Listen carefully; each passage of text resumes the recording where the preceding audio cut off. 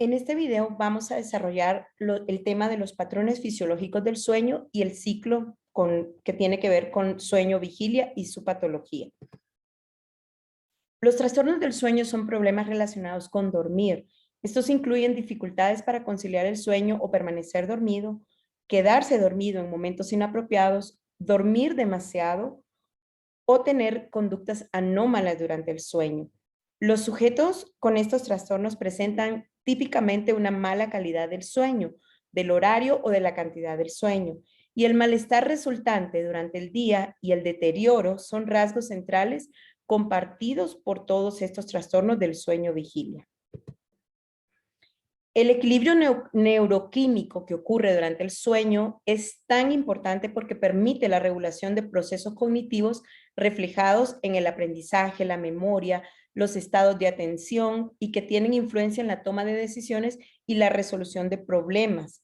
Por lo tanto, el sueño como un estado fisiológico tiene un rol crucial sobre la función cerebral y la cotidianidad del individuo. Los dos estados que conocemos como vigilia, que es estar despierto, y sueño, dormido, se integran en un conjunto funcional denominado ciclo vigilia-sueño, es decir, que no los podemos ver separados uno del otro, cuya aparición rítmica es circadiana y asociada al horario geofísico de la Tierra. La duración del sueño varía en función de la edad, el estado de salud, el estado emocional y otros factores. Y su duración ideal es la que nos permite durante el día realizar actividades con normalidad porque es resultado de haber dormido o descansado muy bien. El sueño suele dividirse en dos grandes fases que de forma normal ocurren siempre en la misma sucesión. Pero es importante que entendamos que los horarios geofísicos de la Tierra van a determinar lo que se conoce como ritmo circadiano o ritmo del sueño, o el ciclo día-noche o sueño vigilia, o fase de vigilia, que es estar despierto, y sueño, pues dormido. Entonces, generalmente comienza con una máxima coordinación alrededor de las 2:30, máxima velocidad de respuesta por la tarde, máxima eficiencia cardiovascular y así va avanzando hasta la supresión del movimiento intestinal en las horas en las que se espera que la persona esté durmiendo. Luego hay un sueño profundo que es alrededor de la madrugada, la mínima temperatura corporal, hay un salto de presión sanguínea, finaliza la secreción de melatonina, que es la hormona que induce el sueño, pero que también funciona durante los horarios del día, haciendo un papel determinante, y durante las noches, induciendo el sueño. Inicia el movimiento intestinal alrededor de las 8 de la mañana y podríamos hablar de que entre las 9 y las 10, pues ya hay una máxima alerta antes del mediodía. A esto se le conoce como que el ritmo circadiano del sueño. Muy bien, entonces como les decía, el sueño suele dividirse en dos grandes fases que de forma normal ocurren siempre en la misma sucesión. Todo comienza con el llamado sueño sin movimientos oculares rápidos, que se le conoce como no MOR o no REM, y que tiene varias fases. Y después se pasa al sueño con movimientos oculares rápidos, conocido como fase MOR o fase REM. Si lo vemos en esta gráfica, la etapa 1 es la etapa en la que se entra y se sale del sueño. Quizás lo vamos a ver aquí de una manera más amplia. La etapa 1 es la etapa en la que se entra y se sale del sueño. En ella son frecuentes los despertares y la sensación de caída cuando vamos conciliando el sueño. En esta etapa, los ojos se mueven lentamente y la actividad muscular se enlentece, nos prepara para descansar. Cuando estamos en ella, nos damos cuenta de lo que ocurre a nuestro alrededor. Incluso podemos creer que no estamos dormidos, pero las ondas cerebrales que predominan en este estado son las ondas alfa y teta. Luego pasamos a la fase 2, que es la fase que se le conoce como somnolencia. Perdón, el sueño ligero. El sueño se hace más profundo y el tono muscular es más reducido. El movimiento de los ojos se detiene y las ondas cerebrales se vuelven más lentas. En la etapa 3 es la etapa del sueño profundo, en la que realmente descansamos y en la que si nos despertáramos nos sentiríamos confusos, como confundidos o desorientados. En esta fase las ondas cerebrales predominantes son las delta en donde generalmente se dan trastornos del sueño como el sonambulismo, los terrores nocturnos o incluso los problemas de enuresis. Tenemos la etapa 4, aquí es donde nos encontramos profundamente dormidos y nos hace descansar tanto física como psíquicamente. Aunque no es la fase en la que soñamos, nos podemos encontrar con imágenes, con la diferencia de que nunca son historias vívidas o historias que podamos narrar o que tienen una secuencia más o menos lógica. Y por último tenemos la etapa REM o la etapa MOR. Es la etapa en la que soñamos en forma de historia. En este momento el tono muscular no existe, por eso cuando queremos gritar en un sueño, por ejemplo, no lo podemos hacer. Las ondas cerebrales predominantes son las teta y en esta etapa las ondas cerebrales son como cuando una persona está despierta, por lo que el ritmo cardíaco y la presión aumenta, al igual que los movimientos de los ojos, y a la vez los músculos se encuentran como paralizados. En este momento es cuando soñamos y si nos despertáramos recordaríamos todo. Entonces, es importante entender que el ciclo del sueño completo, que va desde la etapa 1 hasta la etapa REM, suele durar más o menos entre 90 y 110 minutos, teniendo generalmente alrededor de 5 ciclos durante la noche. Estamos hablando de, aquí por ejemplo, es la etapa somnolencia. En un ciclo de entre 90 y 110 minutos podemos pasar por todas las etapas del sueño hasta llegar a la etapa REM o MOR y nuevamente volver a repetir la etapa de somnolencia, la etapa de sueño ligero, la etapa de sueño profundo, considerando un lapso de 8 horas de sueño. Muy bien. Cuando hablamos de los trastornos del sueño vigilia, aquí se incluyen 10 trastornos o grupos de trastornos, comenzando por el trastorno de insomnio, el trastorno de hipersomnia, narcolepsia, los trastornos del sueño que tienen relación con la respiración, que son 3, los trastornos del ritmo circadiano del sueño vigilia, trastorno del despertar del sueño no REM, el trastorno de pesadillas, trastorno del comportamiento del sueño REM y el síndrome de las piernas inquietas. Entonces, también está el trastorno del sueño inducido por sustancias o medicamentos. Vamos a hacer un recorrido por cada uno de los trastornos o de las patologías del ciclo sueño-vigilia, comenzando por el trastorno de insomnio. El rasgo esencial del trastorno de insomnio, pues, es la insatisfacción con la cantidad o con la calidad de sueño, con quejas sobre la dificultad para conciliar o mantener el sueño. Las molestias del sueño se acompañan de un malestar clínicamente significativo o de un deterioro en lo social, laboral u otras áreas importantes del funcionamiento. Porque como veníamos diciendo antes, si la persona no descansa adecuadamente, esto va a repercutir en su nivel de alerta, en sus emociones y en el funcionamiento al día siguiente. Entonces, la alteración del sueño o el insomnio es un tipo de, a la vez que es un trastorno, es un síntoma muy común que puede aparecer de forma transversal con otros trastornos mentales o incluso con afecciones médicas, aunque también puede aparecer, como en este caso, de forma independiente, sin estar asociado a otra psicopatología. Tenemos también el trastorno de hipersomnia. La hipersomnia es un término diagnóstico amplio que incluye síntomas de excesiva cantidad de sueño.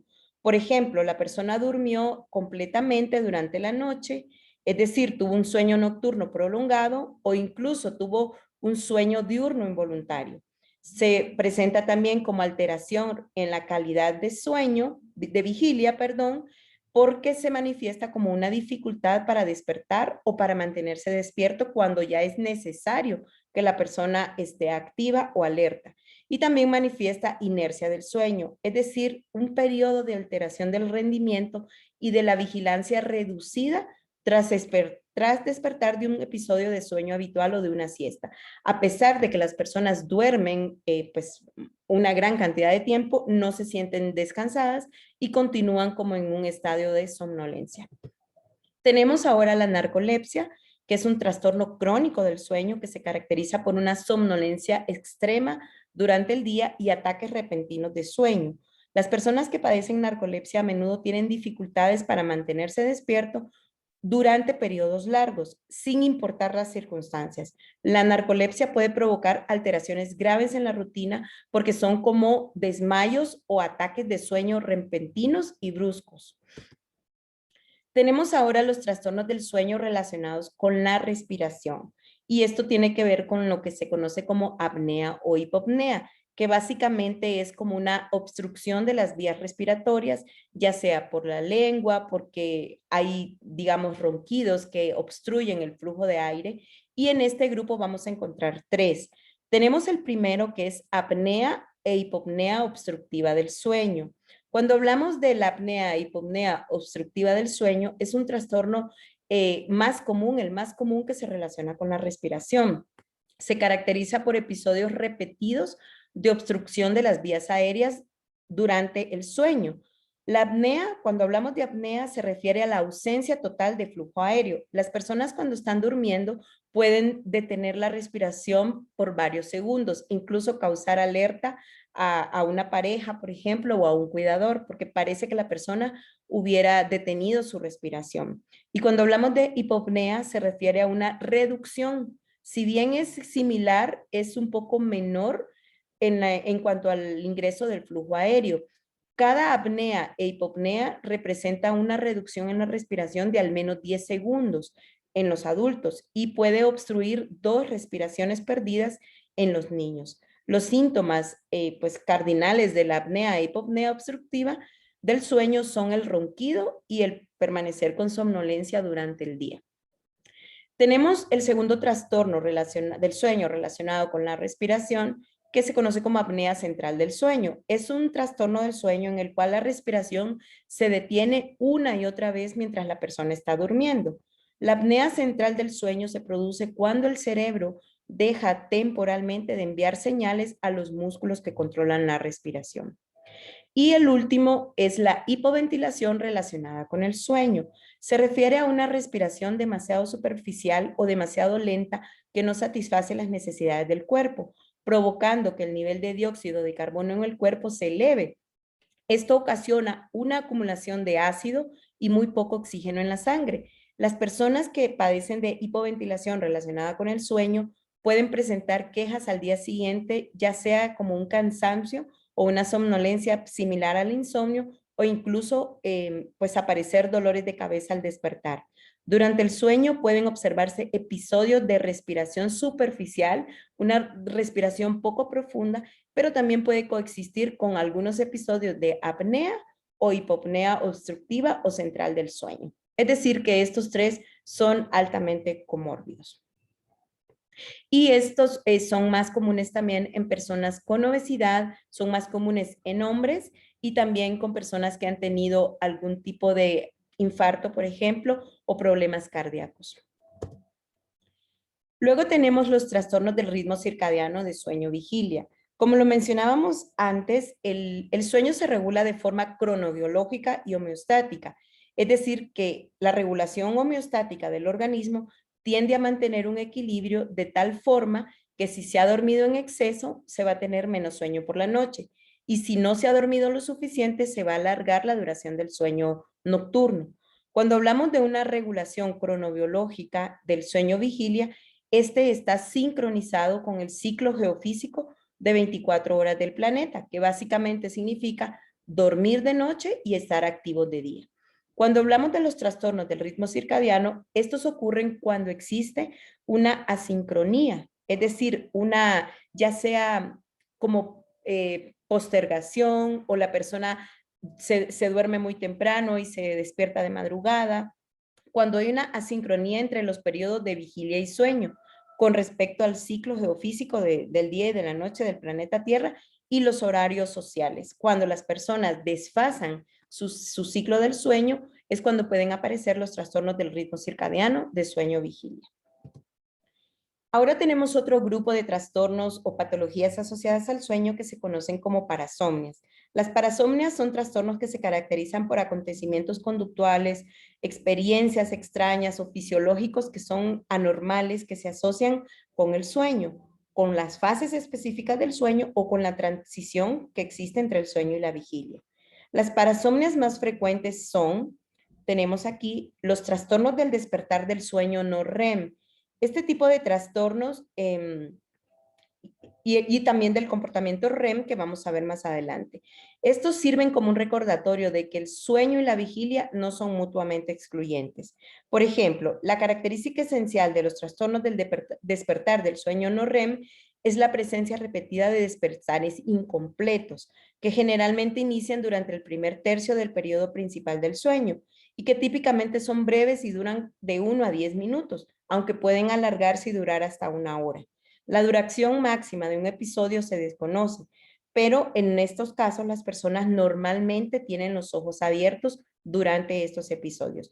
Y uno de ellos es el sonambulismo.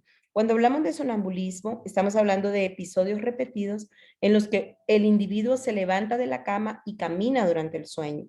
Durante el episodio de sonambulismo, la persona tiene la mirada fija y a veces como en blanco, y es relativamente insensible y no se recomienda, de hecho, que las personas que están a su alrededor intenten o hagan esfuerzos por comunicarse, ya que despertarlos puede implicar mucha dificultad.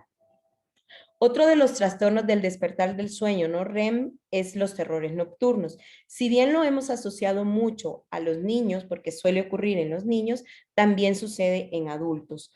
Los terrores nocturnos son episodios recurrentes de despertares bruscos, donde la persona experimenta terror, gritos, incluso síntomas como de pánico. Durante cada episodio existe un miedo intenso y signos de alerta autonómica, como por ejemplo sudoración, taquicardia, insensibilidad a lo que las personas a su alrededor están, los esfuerzos que están haciendo por despertarlo, la persona está con hiperventilación, respirando agitadamente. Pero algo importante de mencionar es que al día siguiente la persona no recuerda estos episodios. Ahora tenemos el trastorno de pesadillas. Se refiere a sueños que son sumamente disfóricos, que causan mucho malestar, que son prolongados y que se recuerdan muy bien, que por lo general implican esfuerzos que tienen que ver con evitar amenazas contra la vida, la seguridad o la integridad física. Las pesadillas son típicamente prolongadas, historias muy elaboradas, consecuencia de imaginería onírica, es decir, con historias que parecen reales y que provocan ansiedad, miedo u otras emociones disfóricas. Las pesadillas que suceden tras las experiencias traumáticas pueden replicar las situaciones amenazantes, pero también pueden haber pesadillas de no réplica, es decir, sin ningún acontecimiento o un estresor que lo dispare. Tenemos ahora el trastorno del comportamiento del sueño REM. El rasgo principal del trastorno del comportamiento del sueño REM son episodios repetidos de despertar, a menudo asociados con vocalizaciones y con comportamientos motores complejos que se producen durante el sueño REM. Esos comportamientos reflejan respuestas motoras que tienen que ver con acciones o con actos violentos de los sueños. La persona intenta como defenderse porque aparentemente en el sueño estaba siendo atacada o trata de escapar de una situación amenazante. Las vocalizaciones a menudo son ruidosas, llenas de emoción. Las personas pueden insultar en esos momentos o pueden tener comportamientos muy molestos como lastimarse por despertar y saltar de la cama o chocar o tratar de defenderse con golpes.